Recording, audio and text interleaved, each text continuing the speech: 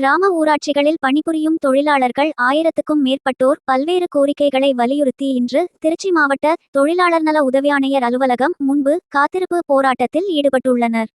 AITUC Tamil Nadu ஊரக வளர்ச்சித்துறை தொழிலாளர் சங்கம் சார்பில் கிராமப்புற ஊராட்சிகளில் பணியாற்றும் மேல்நிலை நீர்த்தேக்க தொட்டி இயக்குபவர்கள், கணினி இயக்குபவர்கள், தூய்மை பணியாளர்கள், தூய்மை காவலர், மகளிர் திட்ட தொழிலாளர்கள் மற்றும் சுகாதார ஊக்குநர்கள் உள்ளிட்ட 2 லட்சத்துக்கு மேற்பட்ட கிராம ஊராட்சி பணியாளர்களுக்கு குறைந்தபட்ச கூலி வழங்கிட வேண்டும்.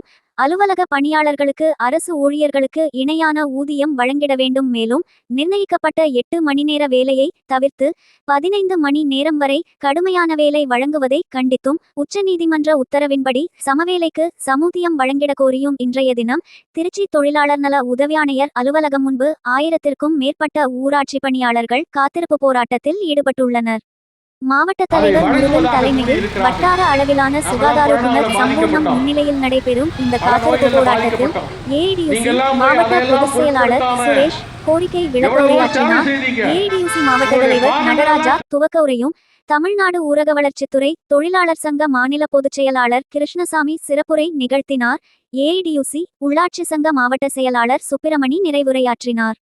இதில் சிபிஐ மாவட்ட செயலாளர் சிவா, விவசாயிகள் சங்க மாவட்ட செயலாளர் அயலை சிவசூரியன், மாணவர் பெருமன்றம் இப்ராஹிம், இளைஞர் பெருமன்றம் செல்வகுமார், மாதர் சங்கம் அஞ்சகம் உள்ளிட்ட பல்வேறு அமைப்பு நிர்வாகிகள் கலந்து கொண்டிருந்தனர்.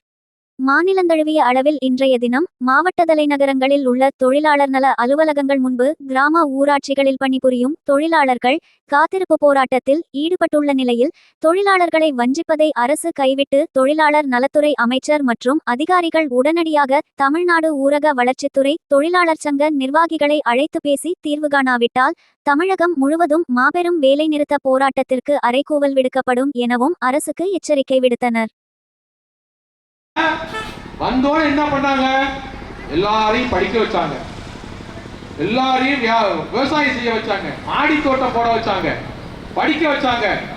பார்த்தாக்க அந்த 100 பேருக்கு ஒரு டாக்டரா பிரிக்கிட்டாங்க. எவ்வளவு பேரு?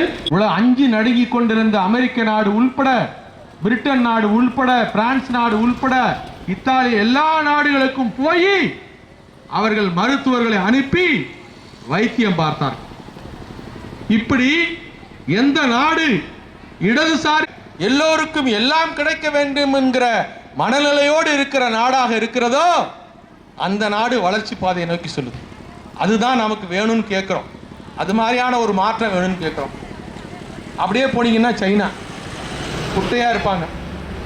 சைனாவோட பொருட்கள்லாம் வந்துருச்சு வந்துருச்சு வந்துருச்சுன்னு பார்ப்போம். தொலைக்காட்சிகளில் எதையோ பார்த்துக்கிட்டே இருக்கோம். எவ்வளவு பொருட்கள் சைனாவில் நம்ம நினைச்சு பார்க்க முடியாத டிசைன்கள் சைனாவில் உற்பத்தி ஆகுது. மிகப்பெரிய அளவில் பொருளாதாரம் வளர்ந்திருக்கு. அந்த நாட்டை ஆண்டு கொண்டிருக்கோம் யாரு?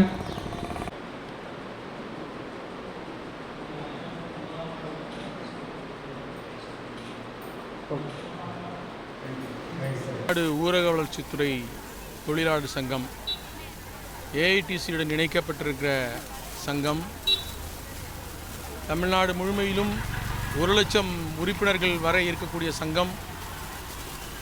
இந்த சங்கத்தின் சார்பிலே தமிழ்நாடு முழுமையிலும் தொழிலாளர் துறை அலுவலகங்கள் முன்பாக ஆயிரக்கணக்கிலே இந்த போராட்டங்கள் நடைபெற்று கொண்டிருக்கிறது. சென்னையிலே தேனாம்பேட்டையில் இருக்கக்கூடிய தொழிலாளர் நலத்துறை ஆணையர் அலுவலகம் முன்பாகவும் ஆயிரக்கணக்கிலே திரண்டு இந்த போராட்டத்தை நடத்தி கொண்டிருக்கிறார்கள். திருச்சி மாவட்டத்திலே இதுவரை 2000 தொழிலாளர்கள், அதிலே 1500 பெண்கள் வரை இந்த போராட்டத்திலே தற்பொழுது பங்கேற்று இருக்கிறார்கள். தமிழகத்திலே இந்த ஊரக வளர்ச்சித்துறையுடைய தொழிலாளர்கள் சார்பிலே 1.25 லட்சம் பேர் பணியாற்றி கொண்டிருக்கிறார்கள். அவர்கள் மேல்நிலை தொட்டி இயக்குபவர்களாக, தூய்மை காவலர்களாக, தூய்மை பணி இயக்குநர்களாக, அதே போல் இளநிலை உதவியாளர்களாக, கணினி இயக்குபவர்களாக, வட்டார வளர்ச்சி அலுவலர்களுக்கு இணையாக பணியாற்றுபவர்களாக, அதே போல் ஊராட்சி துறையிலே பணியாற்றக்கூடிய கண்காணிப்பாளர்களாக, அதாவது பிடிஓவுக்கு நிகரான பணியாற்றக்கூடியவர்களாக, சுகாதார ஊக்குநர்கள், இப்படி இந்த வரிசையிலே தான் 1.25 லட்சம் பேர் பணியாற்றி கொண்டிருக்கிறார்கள். ஒரு நாளைக்கு 8 மணி நேரம் பணியாற்ற வேண்டும் என்பதை மாற்றி 10 மணி நேரம் பணியாற்றுகிறார்கள். ஒரு மாதத்திற்கு 31 நாட்கள் பணிபுரிந்தாலும் கூட 26 நாட்களுக்கு தான் சம்பளம் வழங்கப்படுகிறது.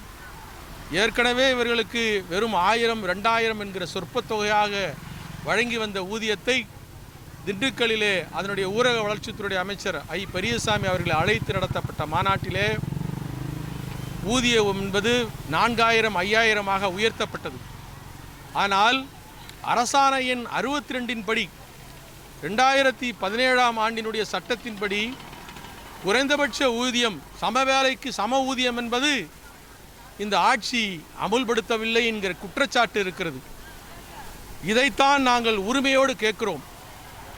உச்சநீதிமன்றம் அரசை ஆள்பவர்கள் அல்லது எதிர்க்கட்சியிலே இருப்பவர்கள் தவறு செய்தால் அதனுடைய தீர்ப்புக்கு கட்டுப்பட்டவர்களாக இருக்கிற பொழுது தொழிலாளர்களுக்கான அந்த ஊதியத்தை நிர்ணயிக்கிற உச்சநீதிமன்றம் வழங்குகிற தீர்ப்பை இந்த அரசாங்கம் அமுல்படுத்த மறுக்கின்ற பொழுதுதான் இப்படிப்பட்ட பிரம்மாண்டமான போராட்டங்கள் நடைபெற வேண்டிய கட்டாயத்தில் இருக்கிறது.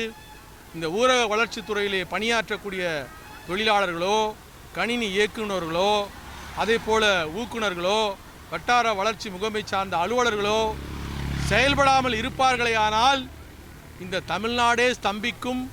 எந்த ஒரு அரசினுடைய நலத்திட்டங்களும் செயல்படாத ஒரு நிலைக்கு வந்துவிடும். அப்படிப்பட்ட ஒரு நிலைக்கு இந்த அரசாங்கம் இருக்காது என்று நம்புகிறோம். இதனுடைய போராட்டத்தினுடைய வீரியத்தை தெரிந்து கொண்டு இதனுடைய தொழிற்சங்க தலைவர்களை அழைத்து இவர்கள் கொடுக்கப்பட்டிருக்கிற கோரிக்கைகளை எல்லாம், குறைந்தபட்ச ஊதியங்களை எல்லாம் வழங்குவதற்குரிய அந்த நிலையை இந்த அரசாங்கம் செய்து கொடுக்க வேண்டும். இதனுடைய விண்ணப்பங்களை எல்லாம் அந்தந்த மாவட்டத்தினுடைய தொழிலாளர் இணை ஆணையர் மூலியமாக, உதவி ஆணையர் மூலியமாக அரசாங்கத்திற்கு அனுப்புகிறோம். இதை செவிமடுத்து இந்த தமிழ்நாடு அரசு செயல்படுத்த வேண்டும் என்று ஏஐடிசி சார்பிலும் தமிழ்நாடு ஊரக வளர்ச்சி தொழிலாளர் சங்கத்தின் சார்பிலும் கேட்டுக்கொள்கிறோம்.